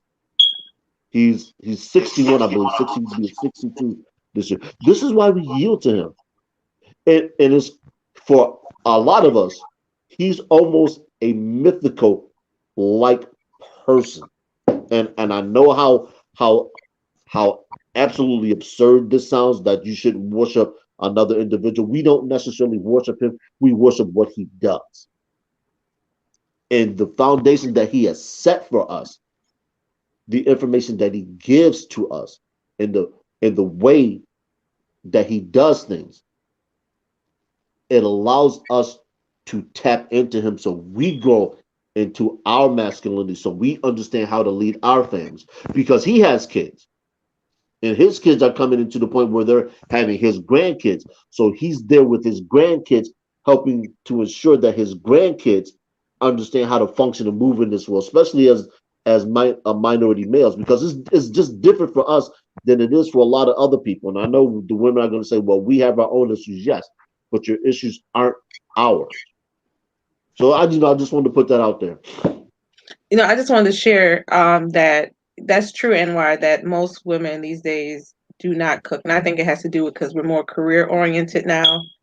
We are all trying to be on our grind, trying to open businesses, trying to take care of families, single mothers, and just juggling it all. I had a business, Yvonne's Bakery and Cafe, so I'm a good cook, and I'm not saying that my cooking's for everybody, but I think I can hold it down a little bit. And and I can bake pretty well. My mom wants me to make peach cobbler. I'm like, I'm not up for it because like after I put down the restaurant, my passion for it just is not the same. You know what I mean? I think because I felt like my passion, and then also, so I think there's reasons why women are not cooking. So I'm just going to share my reasons why I think women are not cooking like they used to. One, the career, trying to grind. Secondly, when you're not in a relationship, like I was married for 11 years and then went through a divorce, and after that, it was just like, the kids they're into sports, so we're just grabbing something and going. So it's hard to just have a cook a meal and everybody sit down and eat because somebody's at basketball, somebody was at cheerleading, somebody was at soccer or whatever. You know what I mean? So it was like just go go go go go. And when that starts happening, less cooking, more fast food, sandwiches and snacks, and now that's more convenient. And it's not like you don't want to cook, it's just like where's the time? By the time we all get home, we ready to get your baths and go to bed. you know so I think that, but I think when I am seeing someone, I want to cook for them. I want them to know, that I want to make that time for them. So I think where, us women, like, we're also battling with, do you give the man when dating wife vibes, like, like they said, why buy the cow when you're getting the milk, right? So when you have these things going on, as and always being said to you, don't give them too much too soon, and sometimes that do slap us in the face because you're giving them wife duties and vibes when technically really shouldn't, that we're being taught we really shouldn't yet, because that's what keeps them men at bay, or keep them where they need to be, to hope that we can keep them, and hopefully they'll want a marriage, and then you give the rest. So, So I'm just saying, these are things that we women hear, and so and I don't know what you guys' thoughts are. Is that true? Like, does that really work for you guys when we do hold off? Well, Hold on. I would For anybody, hold on. Before anybody answers that question, David, that's a show topic for Monday. okay, Mark. Yeah. I gave you a topic. You could just give us the short version now, but who told you that? Who told you to hold back? Yeah, that's what I'm wondering. That's right there. That's worth $1 million. Just growing up as a woman, you're hearing from other women, like, you don't give them all of that too soon. Okay, but was it your mama and your aunties, or was it Big Mama? Yeah, or who was I can say that. Mamas, aunties, mothers of the churches, everybody, like, you just hear it.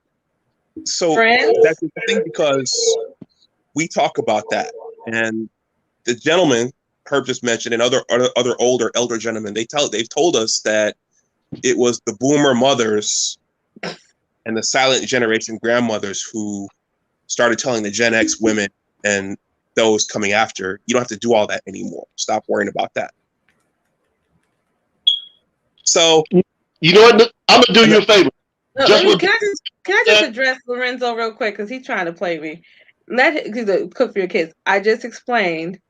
I'm a soccer mom. That's what I call myself. I have very active children.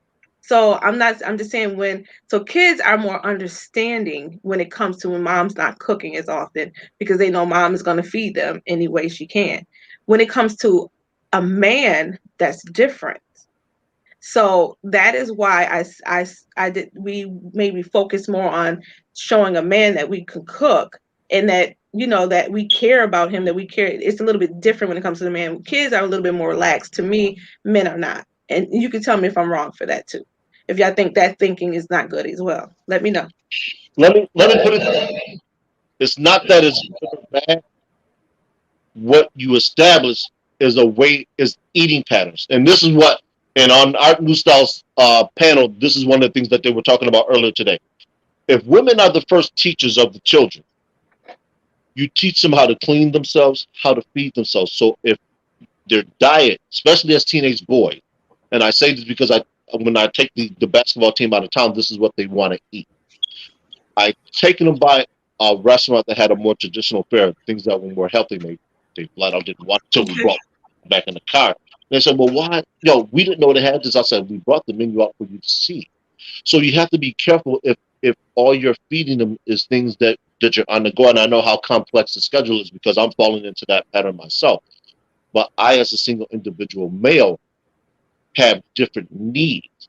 I know how to eat properly, but if you're teaching teenage boys or prepubescent kids that all it is fast food, then you rob them of the way to eat for life. And when I say that, I'm talking about nutritionally. So they don't understand the aspect of eating vegetables, having nutrients and vitamins. So when they get to be in their mid-30s, they're not overweight.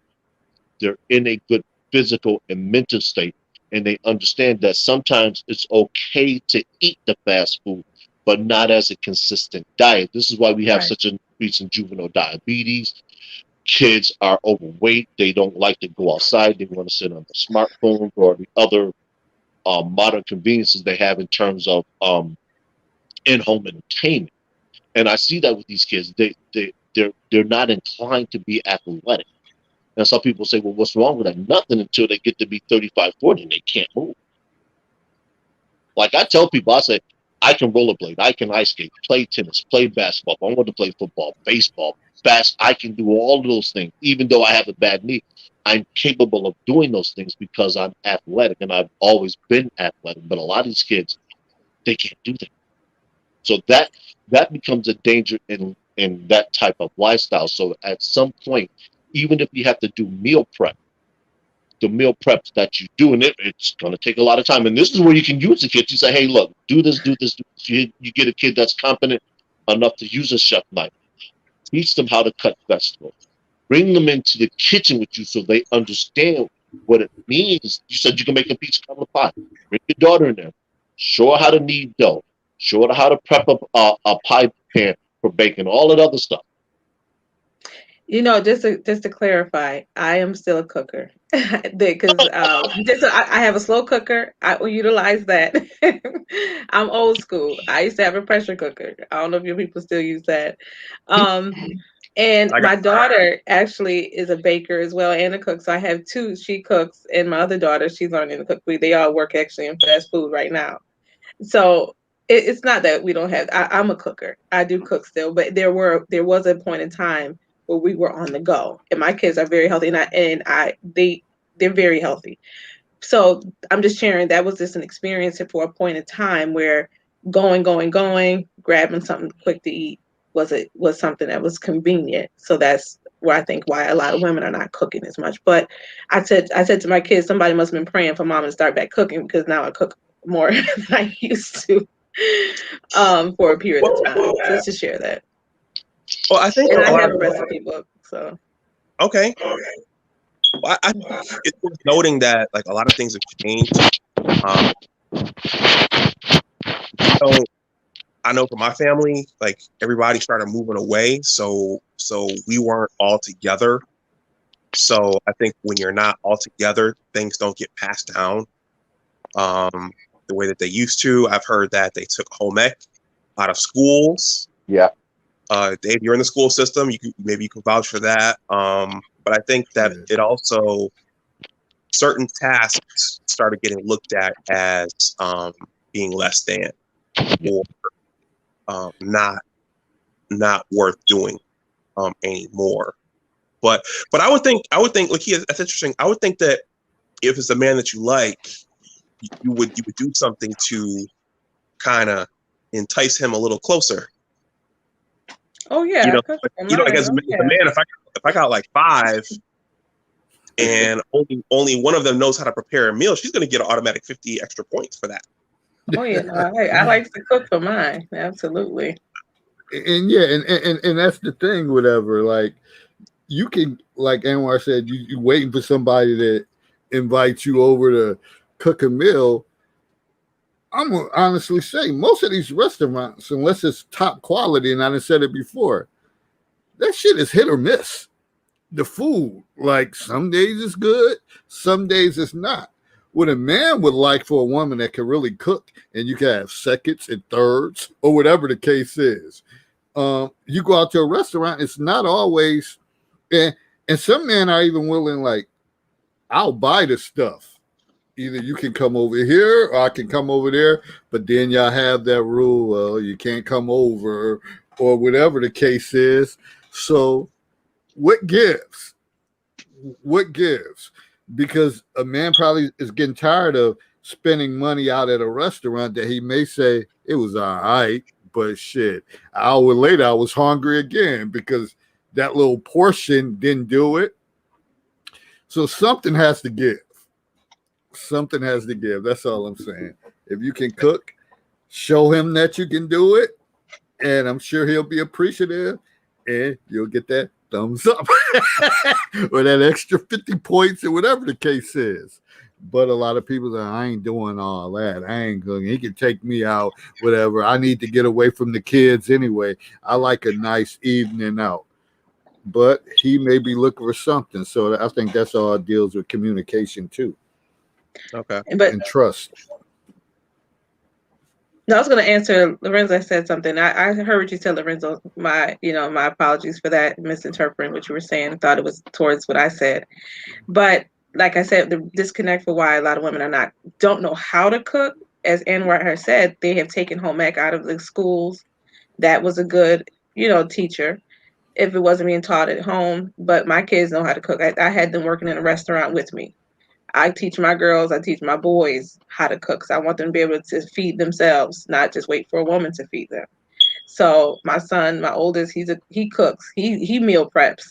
I think he meal prep better than me, but he's a little more organized than I am. But he don't have 5 other children to feed. But no, that's what it is. It's just parents are not teaching their kids like they used to, and they took home ec out of the school.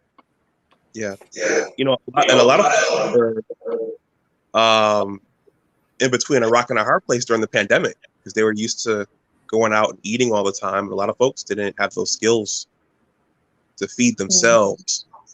But hey, I'm gonna drop down. Lakia, I want to thank you for coming into my chat on Sunday.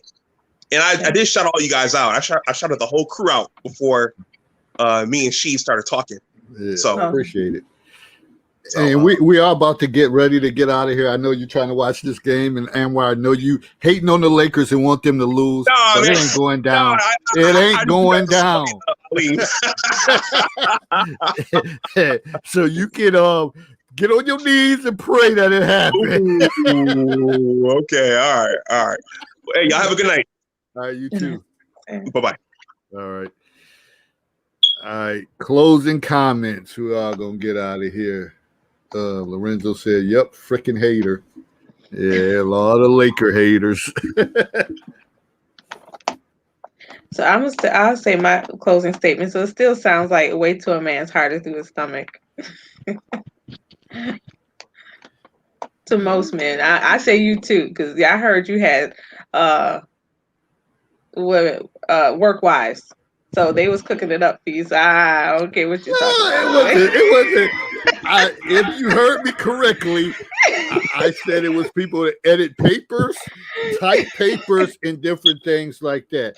Some of them made sure that I ate, and it's a good thing. But ultimately, and I know somebody said, Malcolm said, it's nothing wrong with going to a legitimate restaurant, have a nice evening out. It's not. But if that's the high percentage of what you do, sometimes men just want to sit back, and some are willing to help you, but they just want to relax, smell that aroma, and enjoy the smell of your food and the beauty of yourself. And that's what they want to do. Right. And sometimes you can't go wrong with that because you can make enough that you can like, man, this was good. Okay, I want seconds. You may want thirds. Sometimes you don't get all that. And I know some people, of course, we live in this weirdo world where like, oh, he's not coming to my house and this and that. But that's stuff you have to work through. And I'm thinking about people that actually, okay, I trust him. We've been out a couple of times. I got a good vibe. I want to make him a meal, or he wants to invite you over and he may cook and want to make you a meal. So whatever, people, do what the hell y'all want to do. Herb. Case in point, man, I'm riding my bike to work, man. I just rode down the street, smell somebody grilling. I don't know if they got some ribs on us and dogs, birds, or whatever. But just imagine that with a nice homemade potato salad. I'm just saying, man. I'm up here salivating. But you know how I like to growth and understanding occurs in the gray area? Godspeed. See you next time. All right.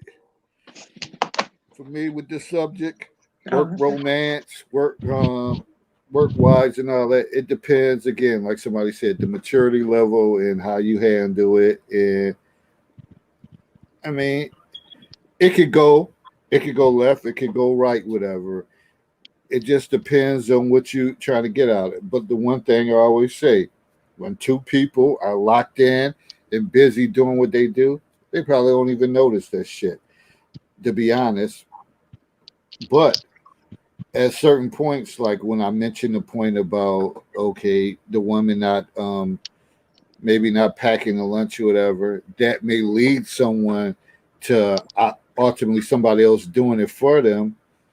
But you go with what was put out in front of you. So again, if it's nothing, she just happens to bring something in here and there. And sometimes women, it might be just the whole team. You might have a whole team. Like it might be a woman work with a whole team. They don't do nothing. They don't cook, whatever. And if she may be single and she may say, I enjoy feeding them. We get our stuff done. We hitting our numbers or whatever the case is. So it's different situations, whatever. It always doesn't have to be a one-on-one type of thing. So I guess that plays a factor. But again, if you're busy and you're occupied with what you're doing, and sometimes there's a reason why she may not be packing lunch or something like that, because her job, she's on the go. She's working. She might be in school. She may be doing the stuff, soccer mom, doing all that stuff. So stuff don't happen. Stuff doesn't happen. It depends on how you respond to certain situations. So everybody has to adapt to their own particular situation. That's my spill. About to get out of here. Right now it's 38-38. Lakers playing around again, playing around. So I'm about to be in stress mode watching them play. But good show, good conversation. I know I came on late, but glad I was able to join. And I'm glad you came and you gave your insight. It was valuable, and we move forward. And I don't know, Monday, that's the thing. I don't know if it's going to be a show Monday. I'll let y'all know. I don't know if it's going to be a show Monday. So if that's not the case, then Monday show will be Thursday's show. So I want the same energy on Thursday, because Monday is Memorial Day weekend. A lot of people traveling or going back to where they came from. So I don't know realistically if that's going to happen. If it don't, then let's convert Thursday show into Monday show. That's All the right. case. Happy holidays to you. Same to you. I'm out. Everybody be safe. Enjoy. Oh, ho. It's too late now. I didn't do who needs counseling. But all right, I'm gonna have to keep that in the no, I'm gonna get one and I'm out. I'm gonna get one. Gotta get one. Because it pertains to that week. It's Memorial Day weekend. Typically, this weekend kicks off the barbecue and cookout season.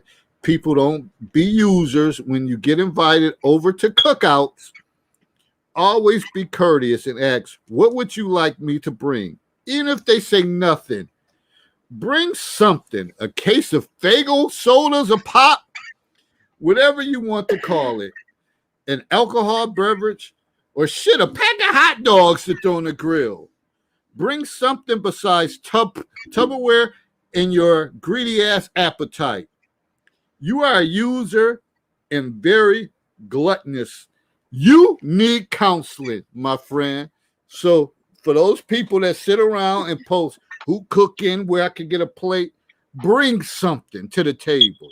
How dare you go to somebody cookout and you come empty-handed or whatever the case? There's too many users in this world. Bring something. I don't give a damn if it's a 6-pack or something. Bring something. Have some damn class. But you had Tupperware in your plate and you trying to then you bring in your kids with you and they greedy asses can't stay off the grill or whatever. And now people talking about you, but you don't care. You just won't go there that the next year. You'll go somewhere else. Stop doing that. Stop doing that. Bring something so you don't have, because our grandmothers, our mothers, our people, they taught us better than that. Bring you something to feel good about yourself and to contribute to the festivities. But I know people like, man, shit. They say, if I ask them and they say, oh, we good, we got everything. I ain't gonna bring none. I'm gonna have my Tupperware and I'm gonna load that up and I'm gonna keep going, filling my stuff up and putting it in the car. And I'm gonna have me something to eat Tuesday, Wednesday, and Thursday, whatever. You trifling asses, whatever. You need counseling. So I'm gonna close it out on that point, whatever, and that's all I need for that point. Memorial Day weekend, but let's dive into the bigger message that people, lost their lives and fought for us, and hopefully it'll be a peaceful weekend, and we won't see on the news bunch of murders and stuff happening at cookouts and people getting into arguments and things like that. Life is short, people. Yeah. We got to enjoy these moments, especially when you're able and capable of being a part of it. And there's a lot of, graduation stuff going on during this time, accomplishments. Let's make it real. I don't know why certain things we end up being in the position that we are, that people end up killing each other during times that should be festive events. So keep that in mind as we celebrate this weekend, and we have hopefully everybody have a joyous time. Anything you want to add to that, Lakia? No, you said it all. I got to make sure if I get invited somewhere, I don't not look like a moocher. So, no, it was good. You said it all. And I'm gonna leave it. I know Herb probably walking in work, so I'm gonna leave it at that. It just slipped my mind. We was having a good conversation, and I forgot the segment. Who needs counseling? Somebody. You can go give the other one. Unless you want to go watch the game. 39-38 Phoenix. It's almost halftime. I got them in my handy dandy notebook. So those ones can always be brought up next week. So I'm gonna leave it at that. I ain't gonna beat a dead horse. All right. I'm out, good people. Everybody be safe traveling, and congratulations to all the graduates. And my daughter was one for today. Tell her congratulations. New chapter, new life. Life begins now.